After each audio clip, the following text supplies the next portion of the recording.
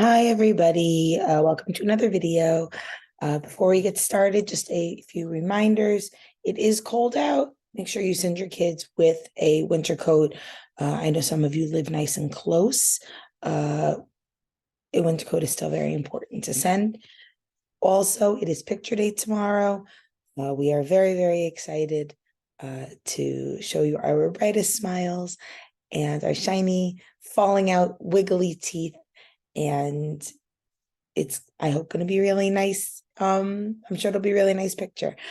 So that was number 2. Now let's get started. So in this video, we're going to talk about, we'll start with Israel, of course, foundations, literacy, math, and SEL.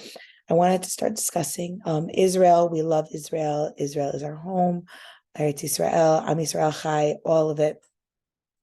In first grade, we as teachers are very apprehensive about what we share with the students. Today, we spoke that the students knew that there was a parade in Washington, D.C. It was a parade, it was an Israel parade, and we were all supporting Israel in Washington, D.C. So that's what we told the kids.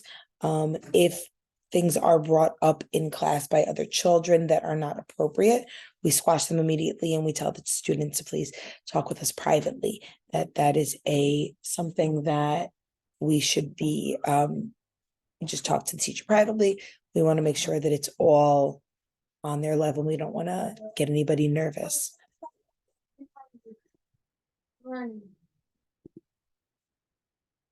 we're talking about foundations. Foundations, we're learning about glued sounds. The glued sounds are certain endings that the letters always go together and make the same sound. So in this case, we have all that we learned this unit, all, A-L-L, all, ball, all. We're from New York, so we say all, but it's not, it's all. So call, ball, hall, fall, tall, mall, wall are all, A-L-L. It goes B, all, because it's glued, or you can go B, all, because you're gluing them together. The ones that we're going to learn about next week is am and an. Am, same idea. If I was spelling the word fam, am is the glued sound, or you can go am. Either way works. Same with an, glued sound, and can, man, fan, tan, pan, same time. An or and it's a glued sound. We're focusing on tapping out the sounds. Again, that's just a review. The kids know how to tap. They do it very, very well. And some of the words that they should know by now, and, is, his, as, has, he, be, we, she, me, you, your, was, I, and of. They should know how to spell those by now. This is not, you're telling them how to spell those words. You know how to spell it. They know what they're doing. Literacy, what we're talking about, literacy now, we're focusing on our unit on sequencing, how things are made, how things are, how we do things, that there's a sequence, there's an order, first, next, then last. First, I put on my socks, then I put on my shoes. I can't put on my shoes and then put on my socks.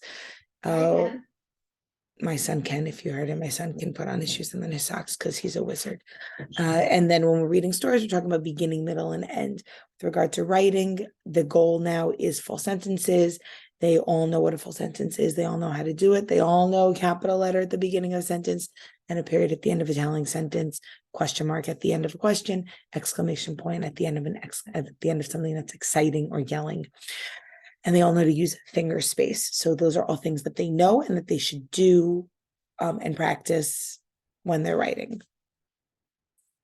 Math is a fun time now. I love this time. Can you hear my sarcasm?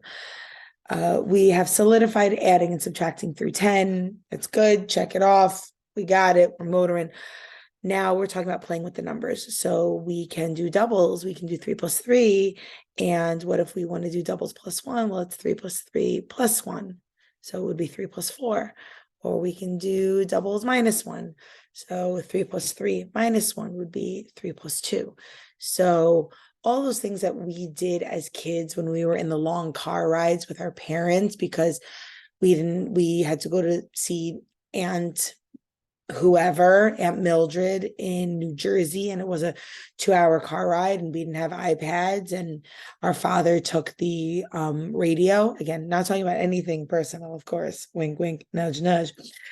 And you look out the window and you had nothing better to do than to like, oh wow, yeah, well, if I know 5 plus 5, then I know 5 plus 6, because it's just one more than 10 all those times. So now we are explicitly teaching it to them. I think it's bogus.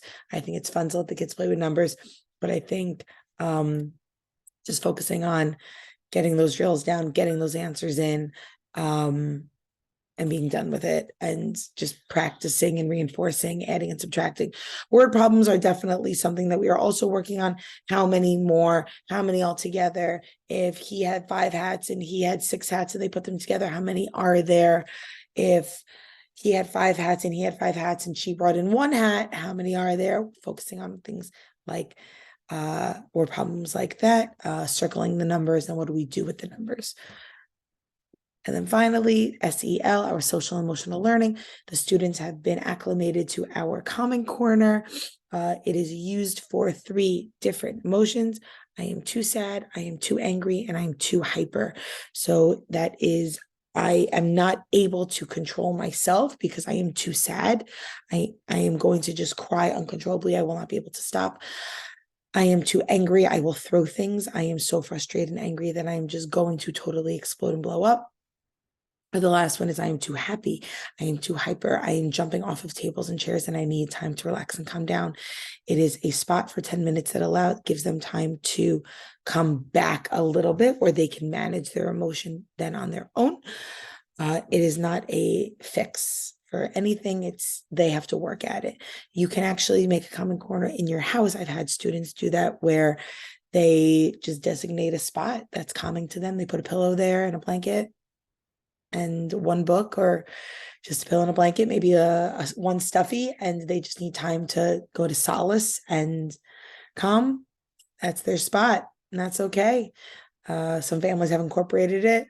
Mine is in the alcohol cabinet. I am totally kidding.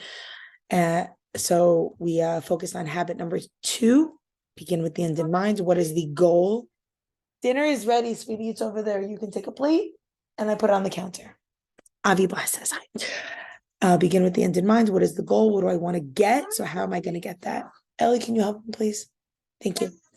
Next, we're going to be starting next week. After Thanksgiving. Habit number 3, put first things first. First work, then play. This is my favorite, one of my favorite ones, or one of my favorite ones. This is going to be your favorite one. I've had some parents make a home schedule. First work, then play. We always do that in class. First, we do our work, and then if we have extra time, then we get our goal. We get extra free time to play and enjoy extra free time for ourselves. You can do this too with a home schedule, writing down with your kids all the things they need to do. And then if they finish everything, then they get that extra free time for themselves. It's a wonderful habit. It really changes a lot of the dynamic in the class and helps them mature and grow into even more responsible, kind, wonderful, caring individual humans, which is just so wonderful. And I think that is it for this week, this video of the Blast class. And we love teaching all of your kids.